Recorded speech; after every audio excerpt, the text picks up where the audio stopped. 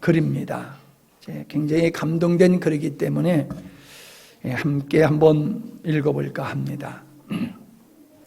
비 오는 어느 날 점심때 음식점 출입문이 열리더니 8살쯤 되어 보이는 여자아이가 어른의 손을 이끌고 느릿느릿 안으로 들어왔다. 두 사람의 너절한 행색은 한눈에도 거지임을 짐작할 수 있었다. 쾌쾌한 냄새가 코를 찔렀다. 주인 아저씨는 자리에서 벌떡 일어나 그들을 향해 소리쳤다. 이봐요, 아직 개시도 못했으니까 다음에 와요. 여자아이는 아무 말 없이 앞 못 보는 아빠의 손을 이끌고 음식점 중간에 자리를 잡았다. 주인 아저씨는 그때서야 그들이 음식을 먹으러 왔다는 것을 알았다. 저 아저씨 국밥 2그릇 주세요. 응, 알았다. 근데 얘야, 이리 좀 와볼래? 계산대에 앉아있던 주인 아저씨는 손짓을 하며 아이를 불렀다. 미안하지만 지금은 음식을 팔 수가 없구나. 거긴 예약 손님들이 앉을 자리라서 말이야. 그렇지 않아도 주눅든 아이는 주인 아저씨의 말에 낯빛이 금방 시무룩해졌다. 아저씨, 빨리 먹고 갈게요. 오늘이 우리 아빠 생일이에요. 아이는 빚에 젖은 눅눅해진 1,000원짜리 몇 잔과 한 주먹의 동전을 꺼내 보였다. 알았다. 그럼 빨리 먹고 나가야 한다. 잠시 후 주인 아저씨는 국밥 2그릇을 갖다 주었다. 그리고 계산대에 앉아서 물끄러미 그들의 모습을 바라보았다. 아빠, 내가 소금 넣어줄게. 아이는 그렇게 말하고는 소금통 대신 자신의 국밥 그릇으로 수저를 가져갔다. 그리고는 국밥 속에 들어있던 고기들을 떠서 앞 못 보는 아빠의 그릇에 가득 담아 주었다. 아빠, 이제 됐어. 어서 먹어. 근데 아저씨가 우리 빨리 먹고 가야 한댔으니까 어서 밥도 내가 김치 올려줄게. 어느새 수저를 들고 있던 아빠의 두 눈엔 눈물이 가득 고여 있었다. 그 광경을 지켜보던 주인 아저씨는 조금 전 자기가 했던 일에 대한 뉘우침으로 그들을 바라볼 수가 없어 눈길을 비오는 창밖으로 향했다. 그리고 자신도 모르게 두 뺨에 흘러내리는 눈물을 조용히 닦고 있었다. 감동되죠? 광고를 잘 들어야 되는 것 같이 이런 거 읽을 때도 잘 들어야지 무슨 내용인지 알지, 딴 생각하면 뭔 내용인지 몰라요. 이 글을 오래전에 제가 감동을 받고 이렇게 프린트해 놨다가 깜빡 잊고 있었어요. 근데 어찌하다가 이 프린트한 것이 눈에 띄었어요. 그래서 이 어버이 주일 참 읽어드리면 좋겠다 생각했던 건데 잊어버렸는데 하나님께서 읽어주라고 눈에 띄게 하셨구나. 그래서 오늘 여러분과 함께 읽었습니다. 손재숙 집사, 약속 있는 첫 계명입니다. 인생은 만남으로부터 시작해서 만남 속에서 만들어지고 그 만남을 끝으로 하는 게 인생이 아닌가 생각을 합니다. 어떤 사람을 만나느냐, 그가 태어나서 살아가면서 어떤 사람을 만나느냐라고 하는 것은 그 인생에 굉장히 중요한 의미가 담겨져 있음을 우리는 압니다. 특별히 태어나면서 만나는 존재가 바로 부모님입니다. 우리가 어떤 부모님을 만나느냐에 달려서 우리의 인생이 결정지어지는 것 같습니다. 부모님은 자녀를 참 사랑하지요. 부모가 자식을 바라볼 때 어떤 생각이 드냐 하면은 또 다른 나다, 그런 생각이 듭니다. 그래서 나를 사랑함보다도 우리는 자녀를 더욱 사랑하게 되는 것을 보게 됩니다. 하나님은 부모에게, 특별히 어머니에게 모성애를 허락하셔서 자녀들을 양육하도록 그렇게 하셨음을 보게 되어집니다.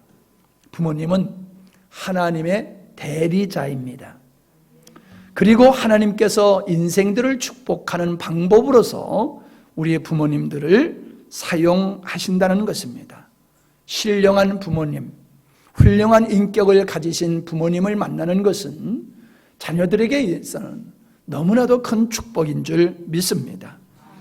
인생이 어려운 것 같아도 부모님과의 관계만 승리하면은 그 사람은 반드시 승리하는 인생이 될 것입니다. 반면에 인생의 실패라고 하는 것은 자신의 능력의 부족함에 있는 것이 아니라 부모님과의 관계가 아름답지 못한 데 있다는 사실을 우리가 좀 깨달았으면 좋겠습니다. 하나님은 부모님께 순종하고 공경하라고 우리에게 말씀을 주시는데 그것도 계명으로 주신다는 것입니다. 훈계가 아닙니다. 교훈이 아닙니다. 계명으로 주셨다라고 하는 것은 반드시 해야 된다라고 하는 것입니다. 이것은 진리라고 하는 것으로 우리에게 가르쳐주고 있는 말씀입니다.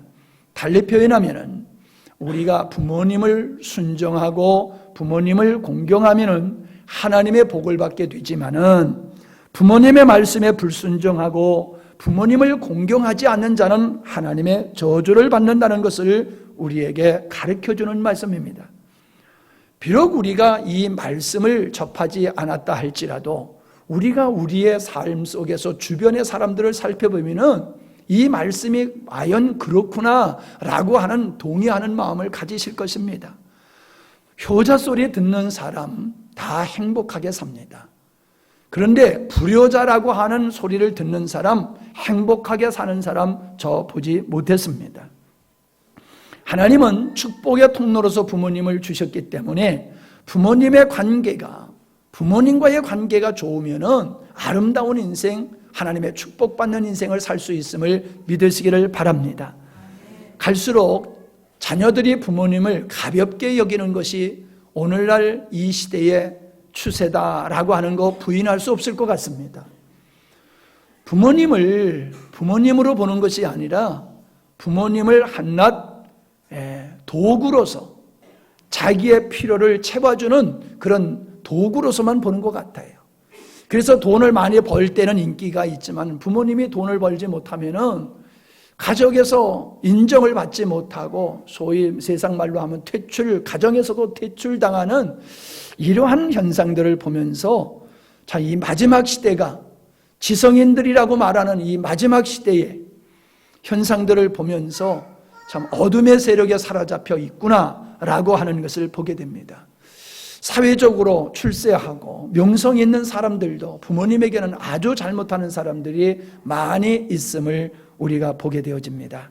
부모님은 우리에게 4가지 역할을 하십니다. 첫 번째로 출생입니다. 하나님께서 인생을 만드셨지만은 한꺼번에 많은 사람을 만들지 않으셨습니다. 아담과 하와라고 하는 남녀를 만들어서 그들을 통하여 자녀를 생산하게 하셨습니다. 여러분, 자녀를 낳아서 길러보면은 부모님이 나를 위해서 얼마나 수고하셨는가를 알게 되어지고 부모님의 마음을 헤아리게 될 때에 하나님의 마음도 헤아리게 되어지는 것을 보게 되어집니다. 여러분, 인생은 태어난 자체가 축복임을 믿으시기를 바랍니다. 그런데 어떤 분들은 자기의 태어남에 대해서 비관적으로 생각하고 나는 태어나지 말았어야 될 존재인데 나는 참 불행하게 태어나서 인생을 참 불행하게 살고 있구나 그러면서 자기를 낳으신 부모님에게 감사하는 것이 아니라 자기를 낳은 부모님을 되려 원망하고 원수같이 여기고 구박하는 사람들이 있음을 볼 수가 있습니다.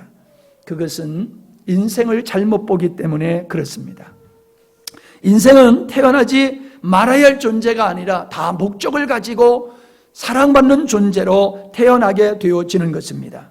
여러분, 그러나 인생은 복된 존재로 태어났지만은 자신이 극복할 문제를 누구나 다 가지고 있다는 것입니다.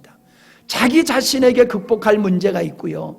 자기가 살아가는 데 있어서 가정에서 극복할 문제, 사회적으로 극복할 문제를 가지고 태어난다는 겁니다.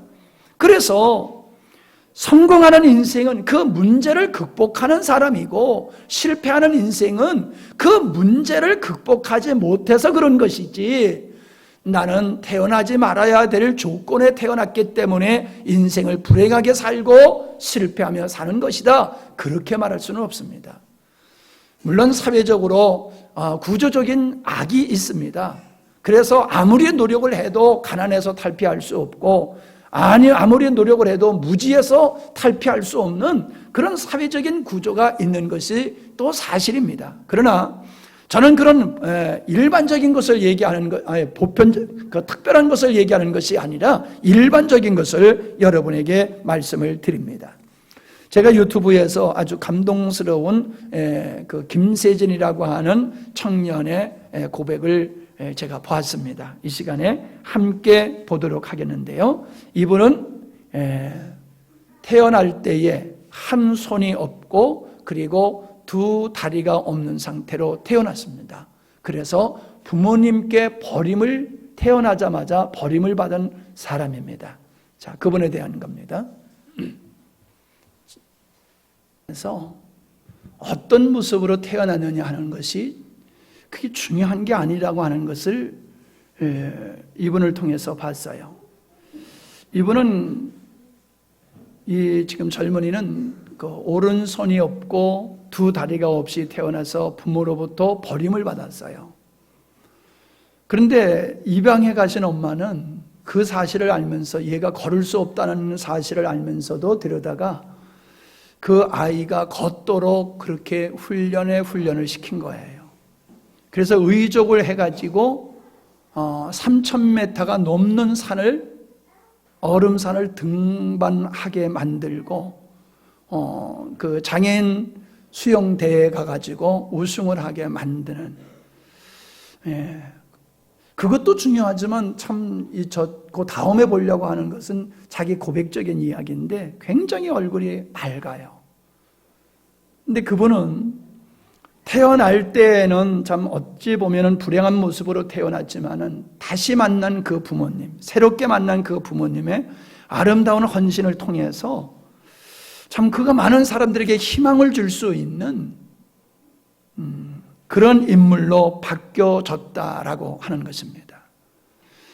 만약에 자기의 출생에 대한 그 현상만 바라보고 비관하고 낙담했다라고 하면은 이 젊은이는 정말로 쓸모없는 그런 인생이 될 수밖에 없었을 거예요. 그런데 자기를 그렇게 낳지도 않았으면서도 불구하고 그렇게 헌신적으로 사랑해 주시는 이 어머니의 사랑을 받아들이고 그분과의 만남을 통해서 그가 바른 정체성과 가치관을 가짐으로 말미암아 마음의 상처가 하나도 없는 깨끗한 아름다운 인격과 자기가 그 자활치료 박사가 되겠다라고 하면서 열심히 살아가는 그 훌륭한 인격이 된 걸 볼 때에 저분만큼 불행한 모습으로 태어난 사람이 흔치 않았을 것이다. 그렇게 남달리 불행한 모습으로 태어났지만은 축복받으면서 태어난 어떤 사람들보다도 더 훌륭하게 살아가는 저 삶이 어디서 만들어졌는가? 이것을 우리가 좀 생각해 봐야 되지 않겠나. 그래서 동영상을 준비를 했습니다. 여러분, 우리의 출생이 어떤 모습으로 출생됐든지 간에 나의 존재에 대해서, 나의 출생에 대해서 믿음으로 긍정적으로 생각하지 아니하면은 아무리 재능이 있고 좋은 기회가 그 앞에 온다 할지라도 그걸 다 놓치고야 말 것입니다. 하나에 대한 비관적인 마음으로 많은 것을 놓칠 수밖에 없음을 여러분, 우리가 그런 자리에 있다는 것입니다. 인생을 살아온 부모님들이 그렇고 지금 자라고 있는 청소년들이 자기 자신의 한 부분의 부족함만 보고 전체를 비관하고 그냥 의미 없이 뜻없이 살아가는 사람들이 많이 있음을 바라보면서 좀 새롭게 우리가 마음을 가졌으면 좋겠다. 그런 말씀을 드립니다. 두 번째로, 부모님은 자녀들에게 보호자가 됩니다. 인생은 보호자 없이 성장할 수가 없습니다. 반드시 돌보는 보호자가 있어야 됩니다. 스스로 성장하는 경우는 절대로 없지요. 그러니까 내가 이만큼 성장했다는 것은 그만큼 은혜를 입었다는 것이고 그만큼 부모님에게 빚을 졌다는 것을 잊어서는 아니 될 줄 압니다. 많은 어리석은 사람이 어떤 사람이냐?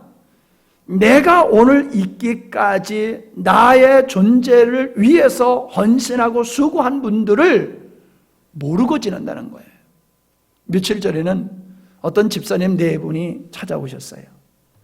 당신이 함양 땅에 온 지가 10여 년이 넘었는데 이제 돌아보니까는 내가 12년 동안 함양에 와서 뿌리를 내밀면서 사는 데 있어서 나에게 도움을 주신 분들을 한번 생각해 봤다는 거예요. 그랬더니 목사님 네 분이 생각이 났다고 그래서 어버이날 전날에 선물을 사고 봉투에다가 또 뭐 좀 넣고 이래가지고 찾아왔어요. 고맙다고, 함양 땅에 와서 뿌리를 내리고 살 수 있도록 도와주셔서 고맙다고 그렇게 인사를 하고 가시는 걸 보면서 참 내가 그분에게 큰 도움을 드린 것도 없는데 그렇게 고맙다고 생각하고 10년 전을 생각하면서 와서 찾아와서 인사하는 모습을 보면서 참 제 마음이 참 감격이 됐고 은혜의 시간이 되었댔습니다. 여러분, 우리는 어렸을 때에도 보호자가 필요하지만은 인생을 살아가면서 어느 곳에서 뿌리를 내리고 살아가는 데 있어서 보호자가 없이는 우리가 안 되는 겁니다. 돕는 자에 의해서 내가 오늘도 소감을 기억해야 될 줄 믿습니다. 세 번째는 교사입니다. 부모님은 교사의 역할을 합니다. 자녀가 부모를 처음 만나고 관계를 갖게 되지요. 그부터 모든 것을 부모님을 통해서 보고 들음으로 말미암아 배우게 된다는 거예요. 내가 사용하고 있는 언어도 부모님을 통해서 배운 겁니다. 나의 삶의 지혜나 생활의 지혜, 지식, 가치관, 세계관, 내가 가지고 있는 모든 것은 부모님을 통해서 가정에서 배우고 얻은 것이라는 것입니다. 인생이란 교육을 통해서 만들어지는 것이에요. 그러므로 어떤 교육을 받았느냐에 달려서 내가 만들어지는 것인데 인생의 최고의 교사는 부모임을 믿으시기를 바랍니다. 부모님들은 교육비 받지 아니하고도 우리에게 헌신적으로 가르쳐 주세요. 내가 바르게 살 수 있는 것은 부모님의 바른 삶이요 바른 가르침 때문입니다. 내가 칭찬받을 수 있는 자리에 서 있는 것도 부모님의 덕임을 잊어서는 아니 될 줄 믿습니다. 바른 길이 무엇인지를 우리에게 가르쳐 주셨고 보여주셨어요. 믿음의 길이 승리의 길임을 우리에게 보여주시고 가르쳐 주셨어요. 우리는 교사이신 부모님을 통해서 오늘 내가 만들어주고 내 가정을 지금 또 만들어가고 있다는 사실입니다. 네 번째로 부모님은 지도자이십니다. 부모님은 가정에서 자녀들에게 지도자가 되어주신다는 겁니다. 자녀는 인생을 처음 살아보는 것입니다. 우리가 처음 가는 길에 어디에 위험한 요소가 있는지, 무엇을 조심해야 되는지, 어디로 가야지 우리가 목적지로 가는지 그거를 알 수가 없습니다. 인생은 살아가면서 경험해 봐야만이 알 수 있는 것이 많아요. 학교에서 배우는 거 가지고는 안 됩니다. 지식으로 이론으로서는 인생을 살아갈 수가 없습니다. 삶 속에서 경험되어지는 지식이 우리 인생을 만들어가는 것인데 우리 부모님은 그 인생을 살아가면서 배우고 익힌 것, 깨달은 것, 교훈되어지는 것을 우리에게 가르쳐 주시는 지도자이심을 우리가 기억해야 될 줄 믿습니다. 여러분, 우리 마음속에는 지도가 있어야 돼요. 길을 가게 되면 지도를 보고서 처음 가는 길을 찾아가듯이 인생의 길에 지도가 있어야 됩니다. 인생의 길에 지도가 가슴 속에 있을 때에 그 가슴의 지도를 따라서 사람은 살게 되어 있어요. 그래서 정확한 지도를 가지고 있으면 바른 인생을 살지요. 실패하는 인생을 살지 않지요. 근데 지도가 없거나 잘못된 지도를 가지고 있으면 그 인생을 방황할 수밖에 없다는 것입니다. 여러분, 자녀들이 방황한다라고 하면 얼마나 마음이 아픕니까? 그러나 자녀들이 방황하는 이유는 부모님이 그 아이들 마음속에 인생의 지도를 심어주지 않아서 그런 거예요. 인생의 지도를 당신이 심어주지 않았기 때문에 그 아이가 지금 커서 장성하여서도 갈 바를 알지 못하고 방황하고 있다는 것이에요. 하나님께서 우리에게 좋은 지도자로 부모님을 주셨다고 하는 것 너무나 감사한 일인 줄 믿습니다. 부모님께 순종하라는 것이 첫째 되는 계명임을 우리는 알고 있습니다. 인생에서 나에게 가장 좋은 영향을 끼치는 분이 있는가 하면은 나에게 아주 나쁜 영향을 끼치는 사람이 있는데 그분이 부모일 수가 있습니다. 그러나 여러분, 부모님이 나에게 좋은 영향을 끼쳤다고 내가 좋은 사람이 꼭 되는 건 아니더라고요. 부모님이 나에게 나쁜 영향을 끼쳤다고 해서 내가 인생이 망가지는 것도 아니더라고요. 중요한 것은 좋은 교훈을 나에게 주셨어도 내가 그 좋은 교훈을 안 받아들이면 나는 망하는 거예요. 그러나 부모님의 잘못된 교훈을 나에게 주셨어도 그 잘못된 것을 보고서 나는 저렇게 살아서는 안 될 것이야 라고 하면서 바른 마음을 가지고 살게 되어지면은 그 사람은 좋지 못한 부모님을 만났어도 훌륭한 인생을 살 수 있다는 거예요. 그러니까 훌륭한 부모님을 만나는 것도 중요하지만은 내가 지혜로운 자녀가 되고 훌륭한 자세를 가져야지만이 나에게 주어진 모든 환경을 통해서 내가 은혜된 삶을 살아갈 수 있다는 것입니다. 여러분, 분명히 성경은 우리에게 부모에게 순종하라고 말씀하십니다. 여러분, 한번 돌아보십시오. 저는 오늘 아이의 입장에서, 자녀의 입장에서, 부모의 입장에서 왔다 갔다 하면서 말씀을 드리는데요. 여러분, 부모님에게 얼마나 순종하셨습니까? 인생을 돌아보면요, 우리가 부모님에게 순종한 것 같지만은 부모님에게 순종 잘 안 한 것 같아요. 오늘의 나의 모습을 여러분, 내가 부모님에게 얼마나 순종했느냐, 그거를 보여주고 있는 결정적인 증거라는 거예요. 보다도 우리가 부모님의 말씀에 순종을 했다라고 하면은 지금보다는 훨씬 더 아름다운 인격과 중요한 위치에서 많은 사람을 섬기게 될 수 있었으리라고 생각을 합니다.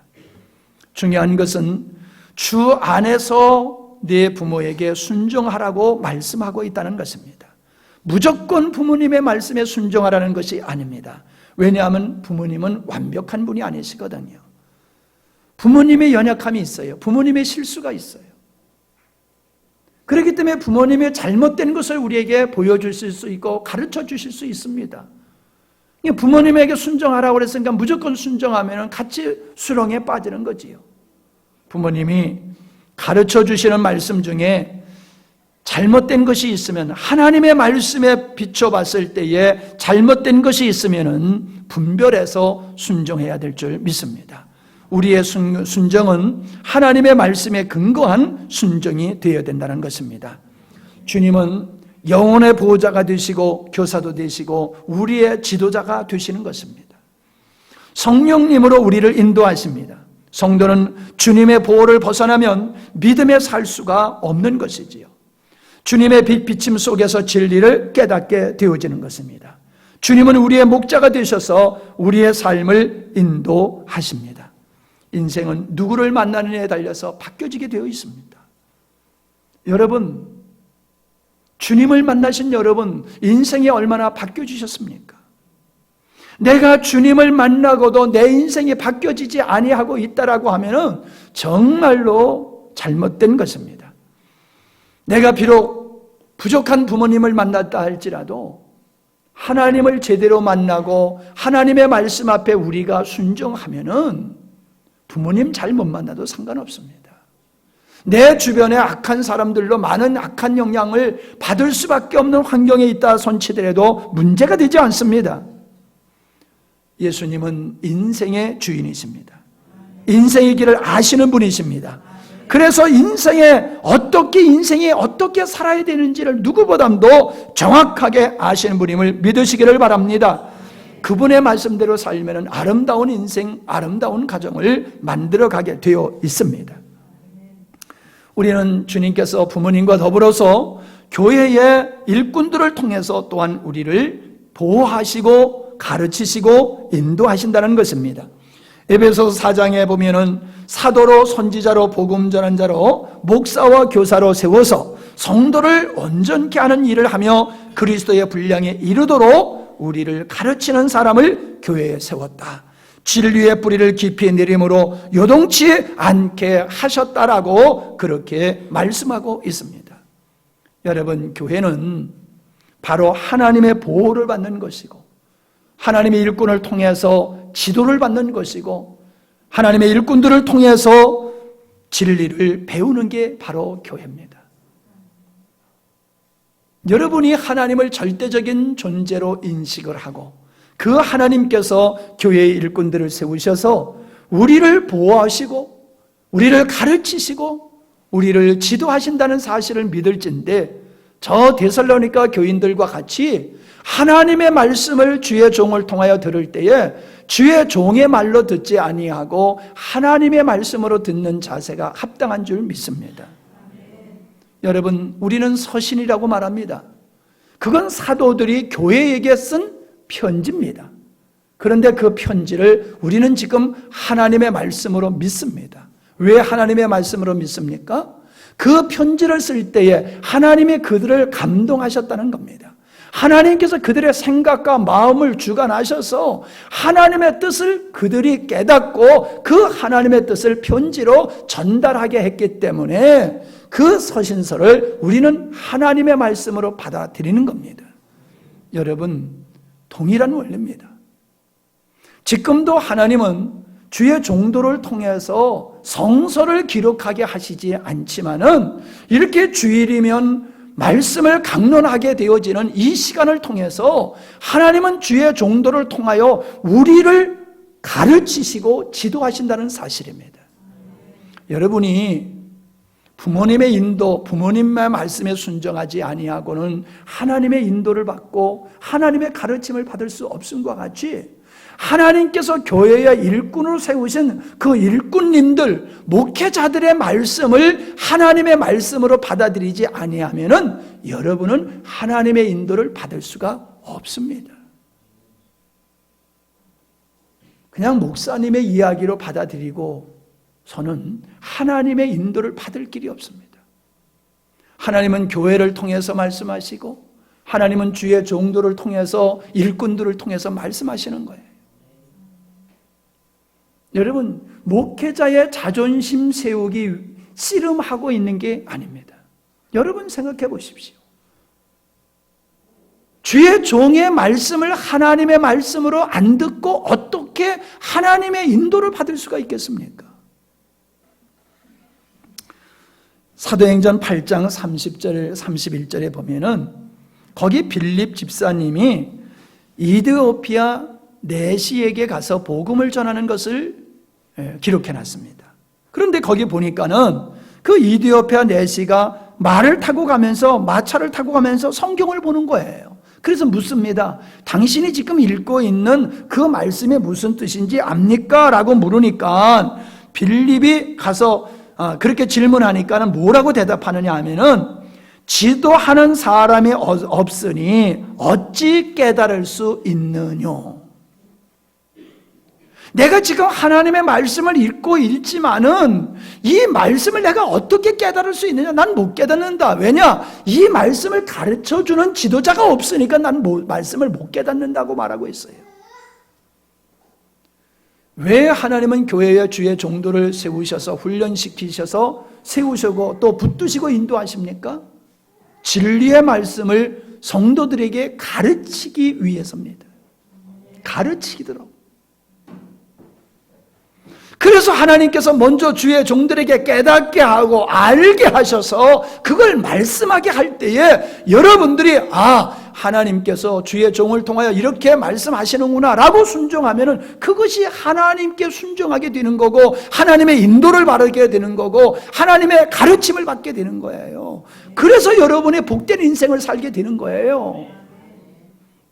여러분 스스로 이 시간에 한번 좀 생각해 보세요. 인생을 살아오면서 얼마나 부모님의 말씀에 순종하셨고 얼마나 주의 종의 말씀이 내 생각과는 다르다 할지라도 주님이 쓰시고 사용하시는 종의 말씀이니 하나님의 말씀으로 데살로니가 교인들과 같이 받겠습니다라는 그 자세를 가졌는지를 한번 돌아보세요. 여러분들이 이 자세가 바뀌어지지 아니하고는 하나님의 인도를 받을 길이 없습니다. 다른 길이 있으면 그 길을 가세요. 다른 길이 있으면 그 길을 가세요. 다른 길을 찾아보셨어요? 다른 길을 여러분 발견하셨습니까? 저는 발견하지 못했어요. 하나님은 주의 종도를 통해서 인생의 길을 인도하신다는 거예요. 그래서 디모데전서 5장 17절에 보면은 말씀을 가르치는 자, 말씀을 가르침에 수고하는 자들을 배나 더 존경하라, 그렇게 말씀하고 있습니다. 두 번째로 부모님을 공경하라는 말씀을 생각해 보고자 합니다. 부모님을 공경하는 것은 은혜에 보답하는 것입니다. 그것은 곧 하나님께 순종하는 것입니다. 부모님의 은혜를 우리가 다 갚을 길이 없습니다. 그래서 하나님께서는 그 부모님께 받은 빚을 자녀들에게 갚게 하는 것 같습니다. 보호자가 되기 위해서 부모님들은 무진히 애를 쓰십니다. 뼈를 깎는 고생을 하면서 보호자로서 자녀들에게 필요한 모든 것을 공급해주기 위해서 엄청난 희생과 노력을 하는 것을 보게 되어집니다. 그런데 자녀가 부모님을 공경하는 데 있어서는 그렇게 안 해요. 그렇게 안 해요. 형편껏 하지 형편이 안 되는데도 하는 법이 별로 없어요. 왜 부모로서 자녀를 위해서는 빚을 져서라도 부모로서의 보호자의 역할을 해야 하는데, 그렇게 하셨는데 나는 이제 도리어 바뀌어서 세월이 가가지고 바뀌어져 가지고 자녀가 부모님의 보호자 역할을 해야 될 때는 왜 안 했느냐 이 말이에요. 힘들다고 안 하고 돈 없다고 안 하고 피곤하다고 안 하고 안 하잖아요. 공경 안 하잖아요. 이건 안 해도 되는 게 아니에요. 안 하는 것은 곧 하나님께 불순종하는 것이에요. 저는 아까도 말씀드렸습니다마는 효자로 살아가는 사람이 인생을 불행하게 사는 사람 못 봤어요. 절대로 효자로 사는 사람은 인생을 방황하지 않습니다. 방탕하지 않습니다. 여러분, 인생을 방탕하지 아니하면 잘 살게 되어 있어요. 효자가 인생을 방탕하지 않는다니까요. 부모를 공경하는 방법은요, 첫째가 그냥 잘 사는 겁니다. 결혼해서 그냥 잘 사세요. 출세 못해도 괜찮아요. 둘이서 그냥 잘 살면은 부모님은 그것만 보고도 감사합니다. 우리 장모님이 막내딸이 오기만 하면은 가슴이 철렁했었대요. 저거 싸우고 안 산다고 소갈지 부리고 오는 게 아닌가 해가지고 가슴이 철렁철렁 했었다고 그러시더라고요. 왜? 한 성깔 했거든요. 한 성깔 하다 보니까는 그 성깔 어디 간들 안 죽을까, 그래서 그렇게 걱정을 하셨대요. 예. 여러분, 제가 부모가 돼서 자녀들을 출가시키고 살아보니까는 다른 거 없어요. 그냥 잘 살아주는 게 그게 효도더라고요. 그냥 아멘 해둬요. 예. 두 번째는요, 부모님을 존중하는 거예요. 예. 인생을 살다 보면요, 부모님이 점점 적어져요. 어렸을 때는 부모님이 큰 분이고 뭐나 다 알고 계신 분 같고 어떤 일이든지 다 하실 것 같아요. 근데 인생을 살다 보니까는 부모님이 점점 적어져요. 키도 적어지고 아는 것도 나만큼 모르고 일도 나만큼 더 모르고 못하시고 힘도 나만큼 못 쓰세요. 고집만 늘어요. 부모님을 존중을 안 해요. 가치가 없다는 거예요. 쓸모가 없다는 거예요. 폐품 취급하는 거예요. 여러분, 부모님이 어떠한 능력을 기준으로 해서 부모님을 존중하고 무시하고 하는 것은 성경적인 논리가 아닙니다. 세상적인 논리도 그렇지 않아요. 우리는 부모님을 존중해야 됩니다. 그래서 어린아이들에게 부모님에게 인사법을 가르쳐야 됩니다. 감사를 가르쳐줘야 됩니다. 어떤 일부터라도 부모님으로부터 해야 되는 것을 가르쳐줘야 됩니다. 부모님은 인생의 나의 뿌리가 되시기 때문에 영원토록 존중을 받으셔야 될 분이십니다. 부모님을 존중하면 내가 또 존중을 받게 되어 있습니다. 세 번째로 마음을 헤아리는 겁니다. 나이가 먹어가면요, 몸만 쇠하여지고 약해지는 게 아니라 마음도 약해져요. 그래서 쉽게 놀라고 별것 아닌 거 가지고 마음의 섭섭함을 갖고 그렇게 되어집니다. 제가 참 잘했다 생각되는 것이 어려운 가운데서도 부모님에게 용돈을 꼬박꼬박 보내드렸어요. 이제 그 어머니가 돌아가셔서 누님에게 제가 보내드립니다. 우리 누님이 나를 많이 업어주셨거든요. 예, 나를 기르다가 우리 아버지한테 매도 나 때문에 많이 맞으시고, 그래서 이제 어머니에게 드리던 용돈을 누님한테 드립니다. 여러분, 어머니가 그러세요. 아들이 보내주는 용돈 때문에 내가 참 잘 썼다고. 우리가 생각합니다. 연세가 많아지시면요, 돈 쓸 일이 없을 거라고 생각을 합니다.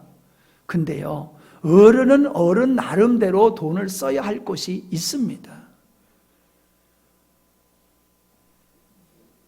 그렇기 때문에 여러분이 용돈을 드려야 돼요. 아멘 안 하시는 거 봐. 속으로 아멘 하셨어요? 용돈 드리세요? 안 드리신 분이 계시면요, 이번 주서부터 반드시 용돈 드리세요. 달랏돈 얻어서라도 부모님에게 용돈 드리세요. 아멘 안 해네. 나 설교 안 하고 그냥 가볼까 보다. 아니, 이건 진리예요. 공경하라고 그랬잖아요. 주님이 공경하라고 그랬잖아요. 여러분, 부모님은 여러분에게 필요한 거 빚을 얻어서 줬다니까요. 그러니까 필요한 것만큼 여러분이 빚을 내서라도 드려야 된다니까요. 그거 싫으면 우리 교회 나오지 마세요. 그렇게 하나님의 말씀과 목사의 말을 우습게 여기고 안 들으려면 뭐로 교회 나옵니까? 뭐로 설교 시간에 앉아 있습니까? 제가 많이 드리라고 그런 얘기는 안 했습니다. 드리라고 그랬지요. 근데 여러분은 지금 많이 드리라고 그렇게 받아들이시는 것 같아. 지금 들어보니까. 예, 절반을 떼서 드리라 이렇게 들으시는 것 같아. 저 많이 드리라고 그러지 않았어요. 드리라고 그랬지요. 드릴 것이 없으면 내가 쓸 거 쓰지 말고, 그것도 안 되면 얻어서라도 드리라고 그랬지. 꼭 드리시기 바랍니다. 그리고 어디 갔다 오다가 빈손으로 들어오지 마세요. 연세가 많아지시면 애들이 된다니까요. 애들은 어머니 아버지 어디 갔다 오면 꼭 손에 뭐 들고 오는 거 기다리잖아요. 어른들도 그래요. 연세 많아지시면 자녀들이 어디 갔다 오면 올 때 뭐 사가져오나 하고 그거 기다리고 계세요. 그러니까 빈손으로 가지 마시기 바랍니다. 반드시 좋아하시는 사탕을 사가시든지 과일을 사가시든지 그렇게 하세요. 이번에 여러분에게 드린 선물은 잡수시는 거야. 잡수시는 거. 지난번에는 신발도 사드리고 또 내복도 사드리고 그랬는데 맨날 똑같은 거 해드리니까 재미가 없어서 고민하다가 생각하니까, 야, 이번에는 맛있는 거 사드리자.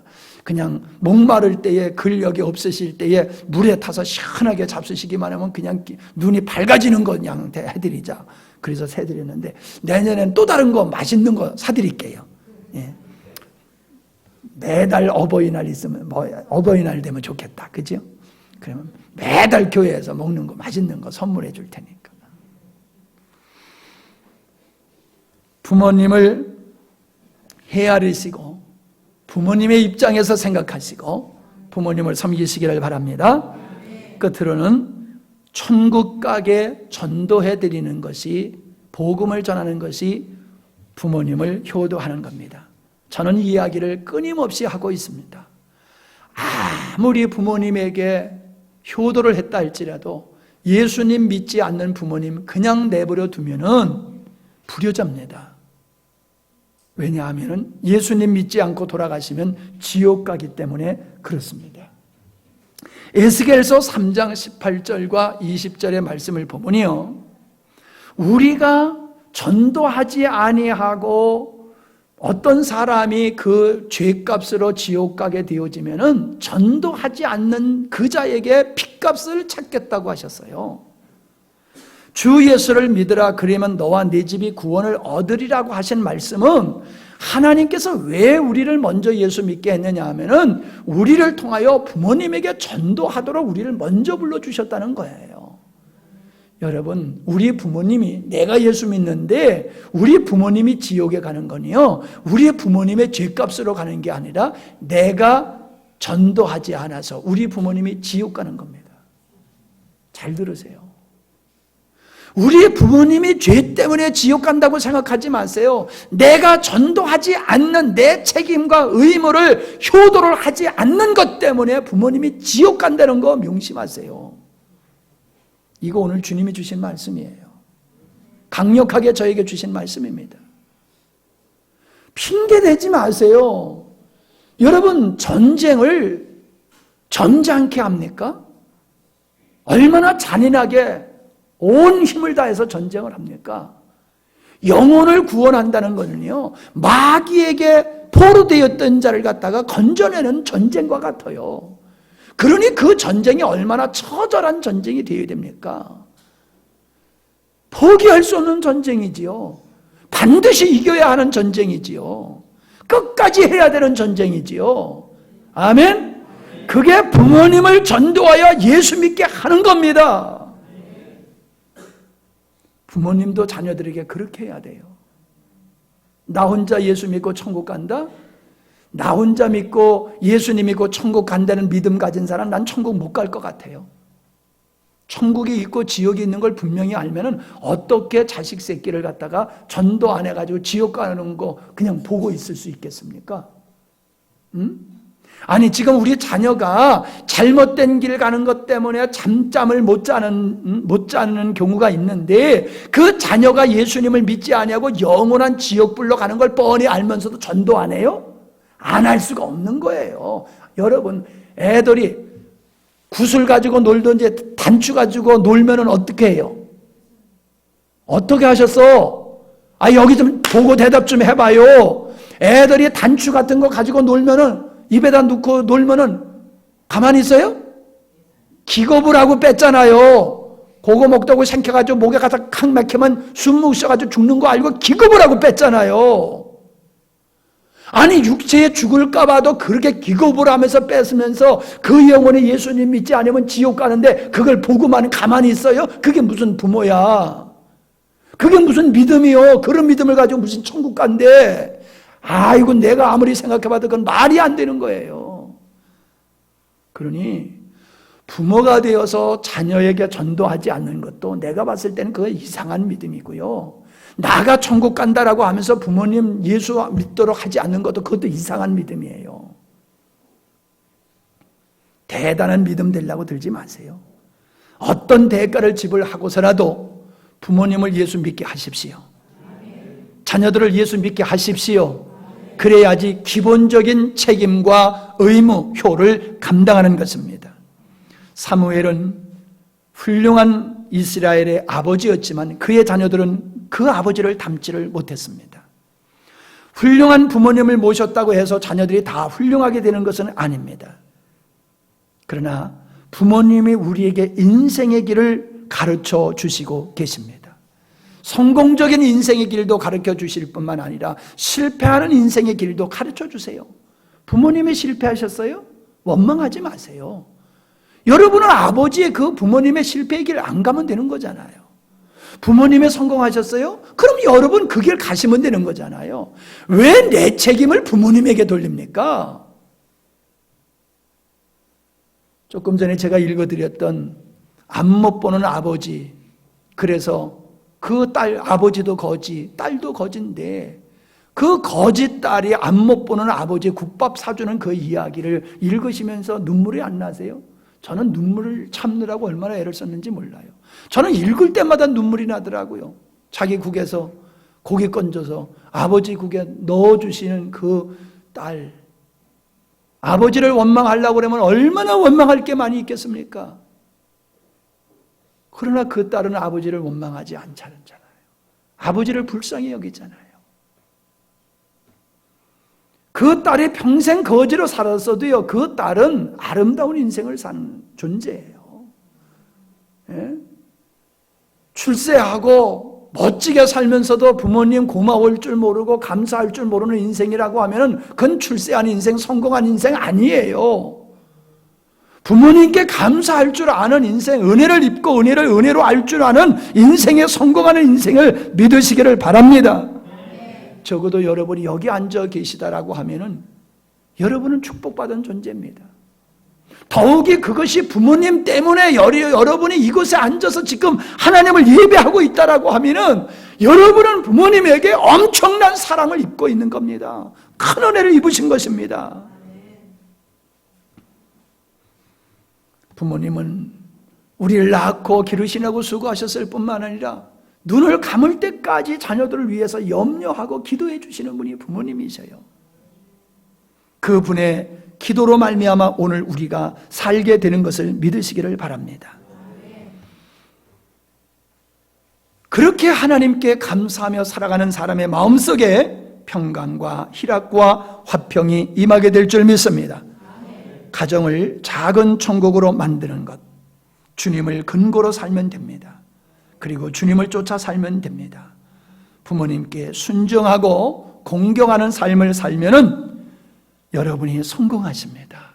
여러분의 자녀들이 여러분에게 순종하면은 성공하는 인생이 됐지만, 여러분에게 순종하지 아니하고 여러분을 공경하지 아니하면 그 자식한테 기대하지 마세요.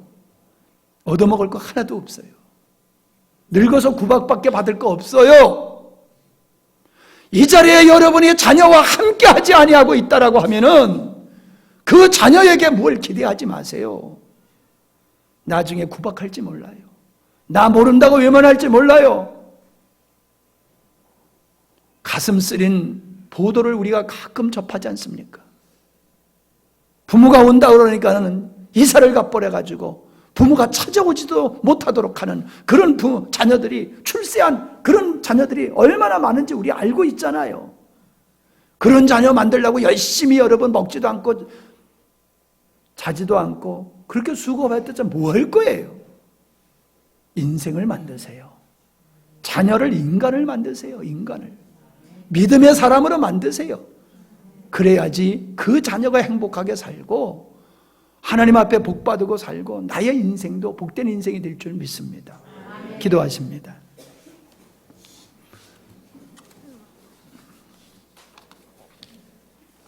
참 인생을 살면서 돌아보면 후회할 것밖에